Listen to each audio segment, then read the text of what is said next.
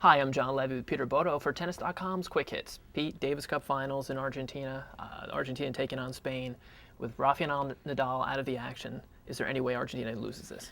Well, it was shaping up as a great tie. Yet Argentina's never won the cup. Spain has won a couple of times. They're looking to really build a dynasty there. But the bottom fell out when Rafael Nadal pulled out. Look, they're playing indoors in Buenos Aires on a fairly fast indoor court. It's very hard to see David Nalbandian, Juan Martin Del Potro being beaten in that venue in that situation. We mentioned Rafael Nadal is not going to be able to make it. He's got the knee injury. Marcel Granollers is stepping in for him. Now Spain is loaded with talent. You've got Tommy Robredo, Carlos Moya, who's been a hero in other Davis Cups, Nicolas Almagro. None of those guys stepped up. What does that say about the Spanish team? No, this is really a puzzling thing because Spain takes a lot of national pride in their sports. They're having a great run with their soccer teams. Now with their tennis and stuff, and these people are really passionate about the sport. And Davis Cup is still a very, very big thing, especially in a nation as traditional as Spain. So it's really kind of puzzling. I think Tommy Robredo said, well, he's taken 12 days off and he's not really fit to play. Well, he had 2 or 3 weeks to prepare. If anything, the guy ought to be really ready to step up and play. I don't want to single him out, but it's really kind of surprising to end up with Marcel Granollers, who's ranked in the 50s basically.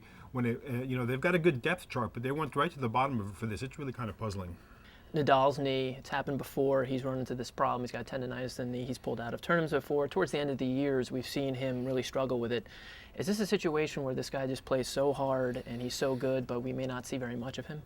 Well, I don't know. I'm really skeptical about that ever since way back in the day when John Newcomb and a couple of the famous players were predicting that Bjorn Borg is terrific, but his arm's going to fall off in 3 years. And you know what? These guys can be very durable. And what's really kind of funny when it comes to these injuries and things, you got guys who are big and strong and fit and play a tough game, yet they seem to be able to go through. And then you've got other guys who really don't have such a stressful game, they get injury prone. I think it's almost kind of, a genetic thing or a fitness or training thing, but it really varies wildly from person to person. Rafael Nadal, I see him as a real specimen. He's strong as a bull. I think he's going to work through these things, especially if he plays less.